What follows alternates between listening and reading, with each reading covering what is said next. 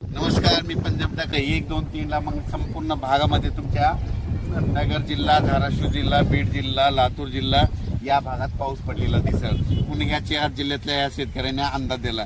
पूर्व विदर्भातल्या शेतकऱ्याला सांगू इच्छितो की पूर्व विदर्भामध्ये नागपूर, वर्धा, भंडारा, गोंदिया, चंद्रपूर, यवतमाळ, अकोला, वाशिम, हिंगोली, बुलढाणा, जळगाव या जिल्ह्यातल्या सर्व शेतकऱ्याला सांगू इच्छितो की 1, 2, 3 जुलैला मात्र तुमच्या इकडे मुसळधार पाऊस पडणार आहे. विदर्भ, पूर्व विदर्भ 6 जिल्हे, पश्चिम विदर्भ 5, 11 जिल्ह्यामध्ये मुसळधार पाऊस पडणार आहे. कुठं अतिवृष्टी होणार आहे, कुठं भाग बदलत पाऊस पडणार आहे, कुठं रिमझिम पडणार आहे.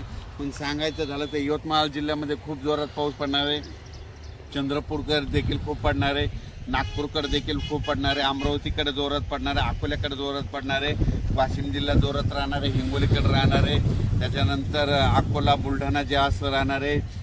जळगाव, जामोद घाटाच्या खाली जास्त राहणार आहे. जळगावला जास्त राहणार आहे. तिकडे पाऊस पडत असल्यामुळे त्याच्यामुळे जालन्याला देखील पाऊस पडणार आहे. संभाजीनगरला देखील पडणार आहे. म्हणजे सांगायचं झालं तर पूर्व आणि पश्चिम विदर्भ 11 जिल्ह्यामध्ये चांगला पाऊस पडणार आहे. म्हणून हे विदर्भ पश्चिम विदर्भातल्या शेतकऱ्यांनी हा अंदाज लक्षात घ्या.